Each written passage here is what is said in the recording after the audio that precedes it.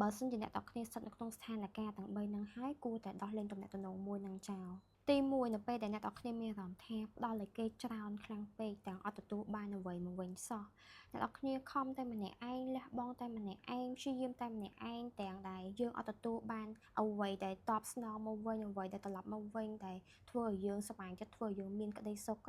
ឬក៏គេជាមនុស្សដែលមើលឃើញតែផលប្រយោជន៍យកតែផលប្រយោជន៍ប៉ុន្តែគេអត់ខ្វាយខ្វល់អត់លះបង់អត់ផ្ដល់ឲ្យយើងវិញសោះមិនមែនយើងចង់បានការតបស្នងពីគេវិញទេប៉ុន្តែគេជាមនុស្សម្នាក់ដែលអាត្មានិយមគិតតែពីផលប្រយោជន៍ខ្លួនឯងអត់ខ្វាយខ្វល់ពីយើងដែលជាអ្នកផ្ដល់ឲ្យគេអត់មើលឃើញពីគុណតម្លៃនិងអត់ចេះដឹងគុណអត់មើលឃើញពីការលះបង់ការខិតខំប្រឹងប្រែងរបស់យើងចំពោះគេការផ្ដល់ឲ្យចេញពីចិត្តរបស់យើងចំពោះគេ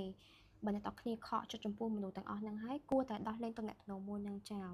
ទី2នៅពេលដែលមានអារម្មណ៍ថាឆ្អែតទទួលយកលែងបាននៅអ្វីដែលគេធ្វើដាក់យើងនៅអ្វីដែលគេតបស្នងមកយើងវិញជារឿងដែលអត់ល្អការក្បត់យើងការអត់ឃើញពីគុណតម្លៃរបស់យើងការអត់ដឹងគុណយើងនិយាយទៅយើងធ្វើល្អដាក់គេប៉ុន្តែគេតបស្នងមកយើងវិញសុទ្ធតែរឿងអត់ល្អធ្វើយើងកោតទុកធ្វើយើងមានអារម្មណ៍ឯកាធ្វើយើងខកចិត្តធ្វើយើងអត់មានក្តីសង្ឃឹមទៅលើគេវិញសោះហើយជាពិសេសគេធ្វើឲ្យយើងមានអារម្មណ៍ថាខ្លួនឯងអត់តម្លៃនៅពេលដែលនៅក្បែរគេនៅពេលដែលមានទំនាក់ទំនងជាមួយនឹងគេទី3នៅពេលដែលអ្នកគ្នាមានអារម្មណ៍ទាមទារចង់ឲ្យគេគោរពយើងចង់ឲ្យគេយល់ពីយើងចង់បានក្តីស្រឡាញ់ពីគេបើសិនទំនាក់ទំនងហ្នឹងគឺជាទំនាក់ទំនងមួយដ៏ល្អយើងអត់ចាំបាច់ទាមទាររឿងទាំងអស់ហ្នឹងពីគេទេគេនឹងផ្ដល់ឲ្យយើងដោយធ្វើឲ្យយើងមានអារម្មណ៍ថាកក់ក្ដៅមានអារម្មណ៍ថាខ្លួនឯងមានតម្លៃនៅពេលដែលយើងស្ថិតនៅក្នុងទំនាក់ទំនងមួយហ្នឹង